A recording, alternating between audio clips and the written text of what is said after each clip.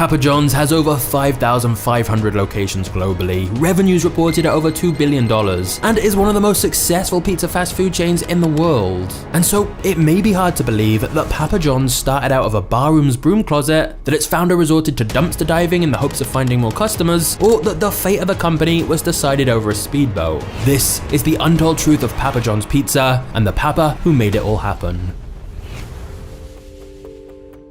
It was the autumn of 1977 in Jeffersonville, Indiana, when a young 15-year-old kid by the name of John Schnatter got his first job washing dishes at a small Italian pizzeria known as Rocky's Sub Pub. But John wasn't content with just washing dishes and set his sights on making pizzas from his first day. After months of hard work, the Fondrisi family who owned the restaurant allowed John to start occasionally preparing the pizza dough and tomato sauce, but they adamantly kept the honor of baking pizzas within the family. Still, John refused to give up and persevered, and his determination paid off a couple of months later when Rocky's was given a glowing review by Kentucky's largest newspaper. As a result, the restaurant became so busy that same night that the Fondrisis were forced to ask John to help bake pizzas to keep up with the demand. Despite only ever watching the family make pizzas, he took to it like a fish to water and never went back to dishwashing again. Later, after graduating high school, John attended Bell State University, pursuing a degree in business administration. Whilst attending college, he needed a job to cover his tuition and living expenses, but a brief yet miserable stint working at Wendy's scared John away from ever flipping burgers again. Instead, he decided to return to pizza making at the college town's local pizzeria named Greek's. The owner took John under his wing and showed him how to efficiently handle high volume orders and maximize productivity. In fact, John loved working at Greek's so much that he was tempted to drop out of school and start a Greek's franchise, but his mother and grandfather convinced him to finish his degree. Still, the idea of running a pizza chain stuck with him, and as he completed his university classes, he began dreaming up his own pizzeria. However, by now it was 1982, and chains like Pizza Hut, Domino's, and Little Caesars were well on their way to taking over America. If John wanted to stand a chance against these growing giants, he needed to come up with a way to stand out from the competition. Ultimately, John figured that if Pizza Hut owned variety, Domino's owned speed, and Little Caesars owned price, the only place left to compete was in taste and quality. Looking towards his experiences at Greek's, he decided that his pizzeria chain needed to look, feel, and taste like a mom and pop pizza shop, no matter how big it got. Afterwards, John toiled away in his free time, designing menus, sketching out floor plans, writing out recipes, figuring out what equipment he would need, and so on. But he was stumped on what to call his dream pizzeria though. John turned to one of his college dorm mates majoring in marketing and asked if he could come up with a name and logo for him. Just a few days later, he was handed a logo that read Papa John's.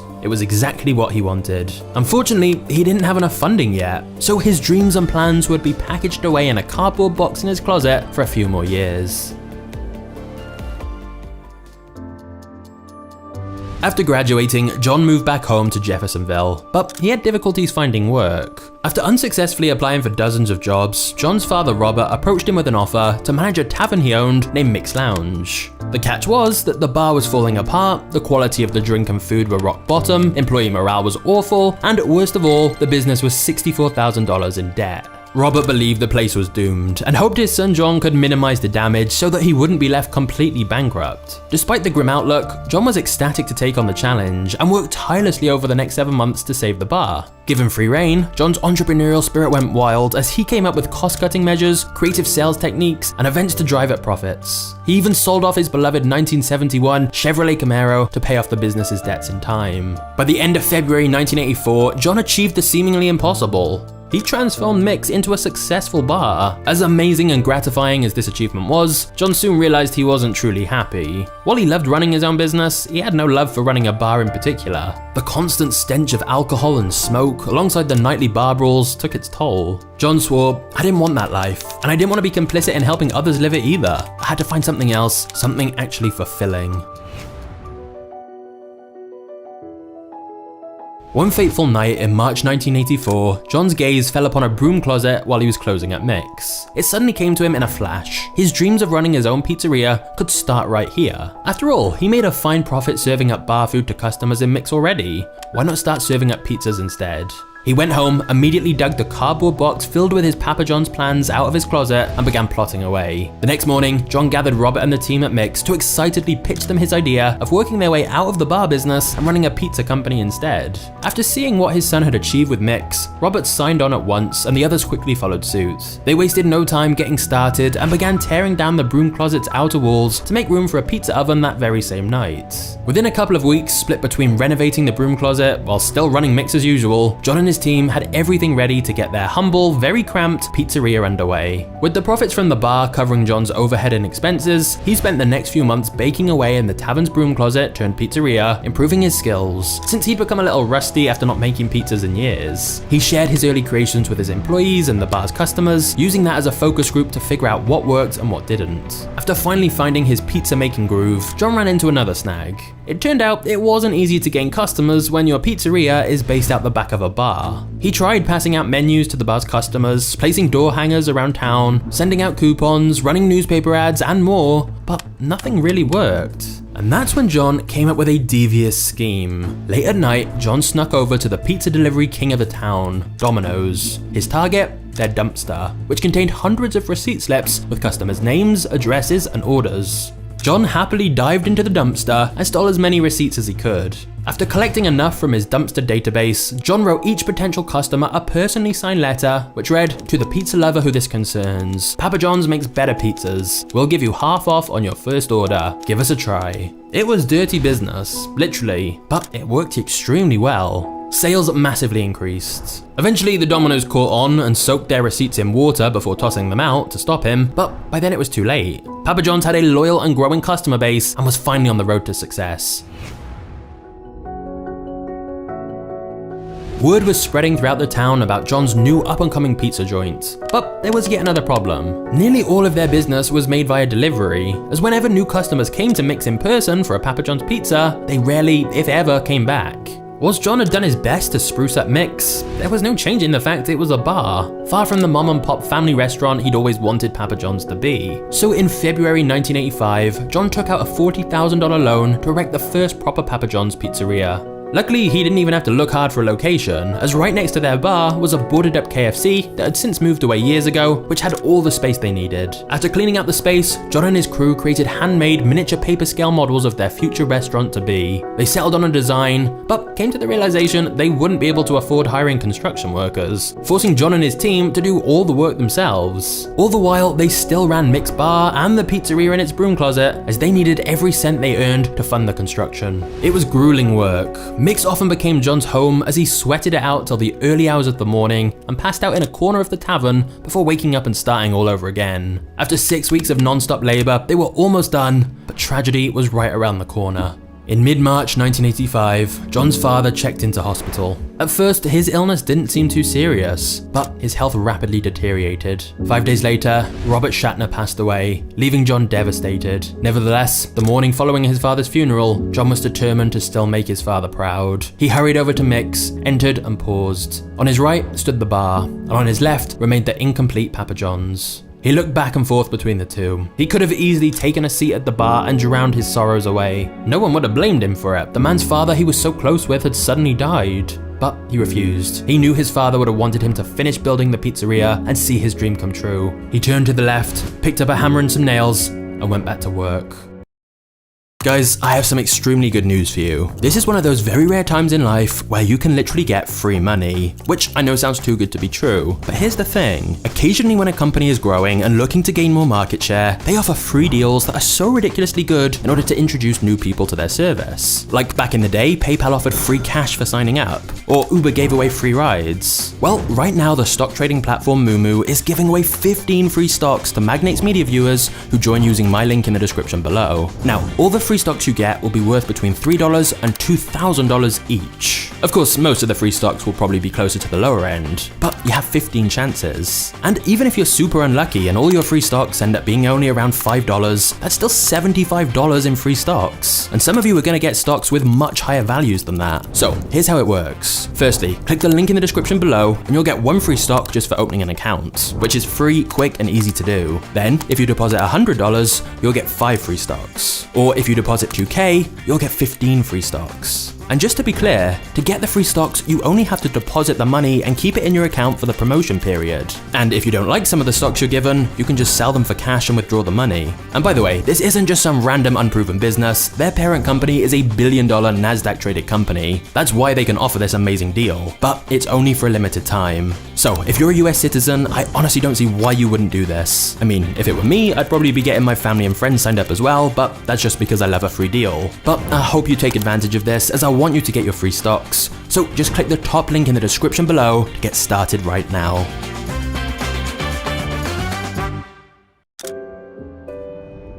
On April 11th, 1985, just 19 days after his father's passing, and around a year after John first began making pizzas out of Mick's broom closet, the first proper Papa John's restaurant opened its doors for business. Although they were located right next to Mick's, their business improved exponentially, both due to the more family-friendly atmosphere, as well as the simple fact of having the Papa John's logo proudly displayed on a sign above the door, rather than hidden away in the back of a bar. At the end of their first month, they tripled their previous sales record inside Mick's, and their growth only continued from there. By the next month, they eclipsed the sales of their toughest competitor, the Domino's John had dumpster dived at before. That got John thinking, if he could beat the competition in Jeffersonville, then what was stopping him from taking on the rest of the world?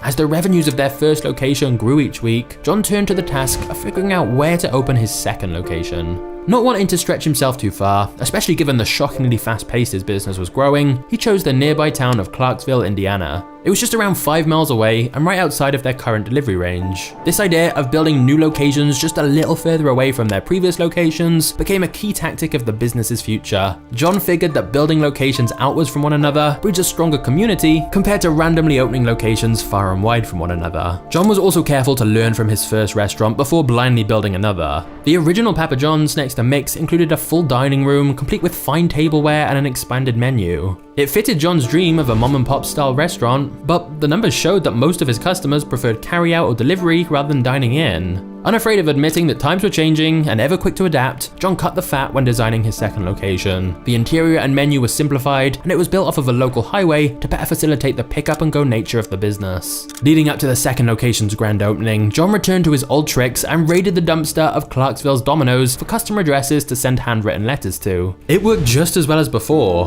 and sales at Clarksville's Papa John's grew every week that went by. Unwilling to let the momentum go to waste, John quickly set off on building a third location in the next town over, less than a month later, which proved to be yet another success. John's aggressive tactics were evidently working, so on December 1st, 1986, he decided to open a location in the nearby city of Louisville, Kentucky. Unfortunately, their beginner's luck in the relatively sleepy burgs of southern Indiana hit a brick wall when entering Kentucky's biggest city. The Domino's here was well entrenched thanks to their mutual relationship with Louisville's downtown hotel industry. It was disappointing seeing his winning streak come to an end, but John refused to close their struggling Louisville location. Instead, John turned his attention towards upgrading the infrastructure of his pizza chain. And additionally, John also took care to put people who shared his vision of Papa John's future in charge of each of his locations, and then stepped aside as they went to work. This hands-off approach left him free to focus on the long-term success of the company. Then, in 1987, the Papa John's location in Louisville finally broke through, earning a profit and a dedicated following. Thanks to the time John spent improving the company's foundation, he was able to capitalize on this success with vengeance and bought out 3 locations of a failed pizza chain in the city to be converted to Papa John's as well. Meanwhile, John also saw his dreams of turning Papa John's into a franchise finally come true too. Their first franchisees were actually prior Domino's owners who were convinced to defect to Papa John's side after seeing the young chain's success. And before long, more and more people flocked to open their own Papa John's franchise. Not everyone agreed with John's vision. After Robert's passing, Papa John's ownership was split between 3 people. John personally owned 49%, one of his earliest team members, Bob Ehringer, owned 36%, and John's uncle Bill owned 15%. The trio had an excellent relationship during the company's early years, each contributing as much as they could, but things began to sour by 1987. The key issue became that despite all of Papa John's successes, none of them were receiving much in the way of profits. John was adamant about reinvesting every single cent they earned back into the company to further fuel its growth, which was clearly paying off, But Bill didn't see things that way. Bill was in his 60s by now and didn't understand why they needed to work so hard, especially when he wasn't seeing a dime of it. He wanted to stop spending so much money, time and effort on expanding. As he saw it, Papa John's was big enough already, so why not just kick back and cash in the checks for a change? To make matters worse, Bill spent a great deal of time driving around with Bob maintaining the stores, and used that time to slowly but surely bring him over to his side rather than John's. Things finally came to a head when one of the trio's weekly meetings devolved into a vicious argument. Neither John nor Bill was willing to back down, and Bob, tired of working day in and day out for years, took Bill's side. Together, the pair represented 51% of the company, which was all that was needed to throw the fate of Papa John's into question. John recognized he needed to regain control of his company and fast. Otherwise, his life's work could come crashing down, especially as the infighting was already causing the chain's quality control to slip. But the question was how? Then in early 1988, Bob called up John asking for $20,000. Bob had become obsessed with a speedboat he'd purchased and wanted to increase its power with a new muffler. John saw his chance and offered to hand over the cash in exchange for 2% of Bob's shares in Papa John's. Bob agreed to that, but this meant that John now owned a majority in the company, and thus Papa John's future was saved, all thanks to a speedboat muffler. Later that year, John decided to buy out their shares completely for over $300,000. That probably seemed like a fine price to Bob and Bill at the time, although they would soon look back and think they'd got ripped off. Now that John had full control of the business, he was free to take his company to a whole new level. By the end of the 1980s, there were nearly 40 Papa John's restaurants. Yet by June 10th, 1991, Papa John's celebrated the opening of its 100th location. That number doubled the very next year, as Papa John's spread further out towards lucrative metropolitan markets such as Indianapolis, Cincinnati, Nashville, Cleveland, Memphis, St. Louis, Atlanta, and more. Still, despite their victories, John's ambitions were running faster than his profits. That's when Rick Sherman, the CEO of Rally's hamburger chain, suggested that John use Wall Street's money to further fund Papa John's growth. After months of seemingly endless paperwork, Papa John's hit Wall Street on June 8, 1993. Wall Street brokers instantly fell in love with the chain and snatched up its stocks like crazy. In a single day, Papa John's became worth $344 million. Less than 10 years since it started, Papa John's had finally entered the big leagues, and its ascent only continued from there. In 1998, Papa John's first international location opened in Mexico City, and the chain reported $1 billion in system-wide restaurant sales. In 1999, Papa John's had 2,000 restaurants to its name. In 2002, Papa John's broke ground by becoming the first pizza chain to allow online ordering across all of its domestic locations. This paid off dividends as the company's online sales topped $1 billion alone in 2008. Finally, in 2016, John saw his pizza chain surpass 5,000 locations worldwide. But let's pause. If you are someone who loves a Disney-style fairy tale ending, this is the point to click off the video, because unfortunately, this incredible rags to riches story from broom cupboard to one of the world's largest pizza chains would end in controversy. In 2017, Papa John's hit a rough patch. Pizza sales were down, and so was their stock price. But John came out and blamed the NFL for this, which Papa John's was the sponsor of. John publicly criticized the NFL for its handling of the national anthem protests started by Colin Kaepernick to draw attention to police brutality and racial inequality. His comments were very poorly received, as they not only seemed to be passing the blame, but also insensitive to the issues involved. So executives at the company hired a firm to help train John to handle the media better in future and avoid any more public backlash. However, in an extremely ironic turn of events, during a call with the PR firm, John used the N-word whilst trying to explain why he didn't think his comments were that bad compared to what other people had said. After this, the PR company immediately stopped working with him. And when the media found out why and John's comments got leaked, it created lots more headlines of controversy for Papa John's.